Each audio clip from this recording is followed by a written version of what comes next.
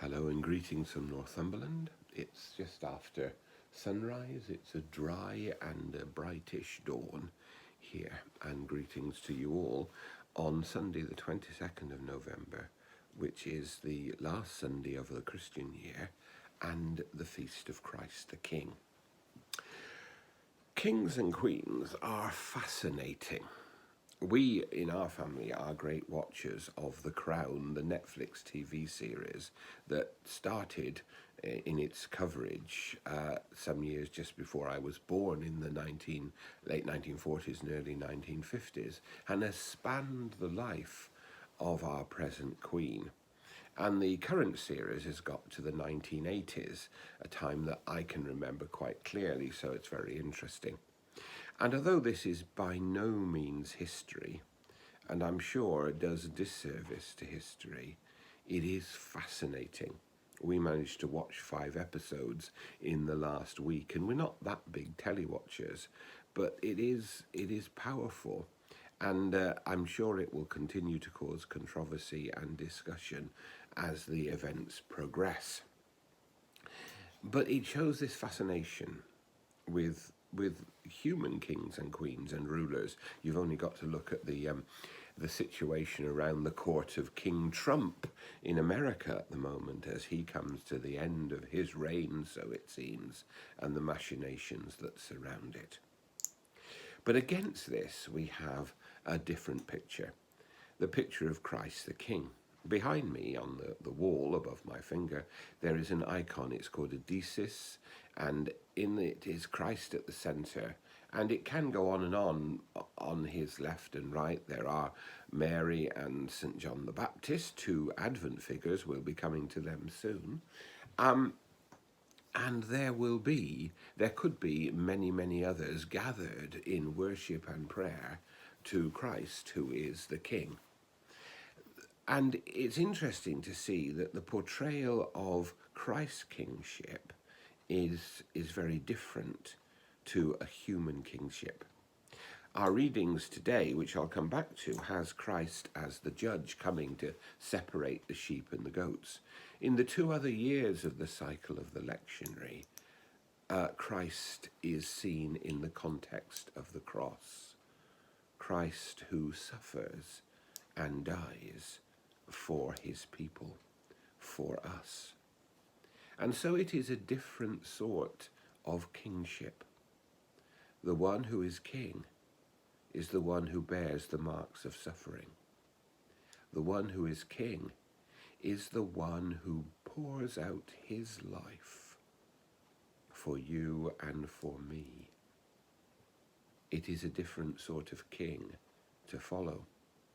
And it's interesting how often when our Queen speaks in her important broadcast to the nation, she draws us again and again to faith in that sort of king, the king who for her is so important.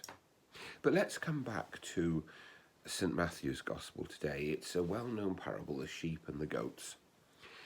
And when we first read it, it's quite simple. Some people are good, the sheep. Some people are bad, the goats.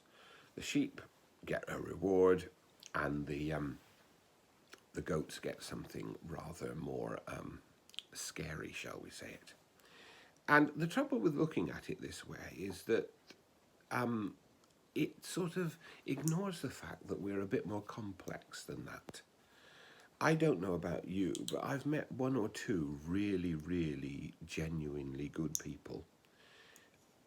And I've encountered no one, I don't think, who is completely bad. There have been a few people who've been a bit scary, but I haven't.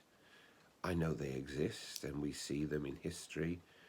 But the truth is that most of us are a mixture of good and bad. And this leads us to another way of understanding this parable. If you think of the sheep and the goats as different aspects of our own character, in some way I can be a sheep, I can be capable of kindness, I can be capable of sacrifice, but also I can be capable of selfishness. And the role of the king who is judge, is not to condemn me, but to heal me. The role of the King, of Christ, who pours out his life on the cross, is so that I shall not be condemned, but so that I can deal with those parts of myself that are not worthy of his kingdom.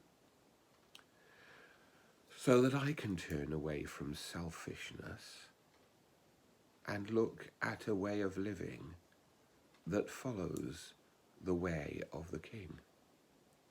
So that I can take those better traits in myself and grow and nurture them through the presence of Christ the King in my life.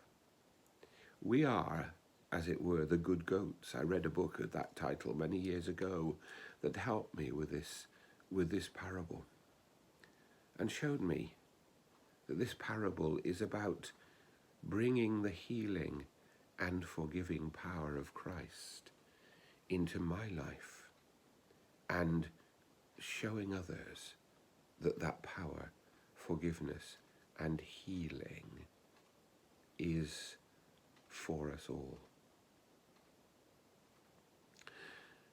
Today we celebrate this special kingship, and we pray that Christ may be King of our lives and help us to live our lives in a way that follows him.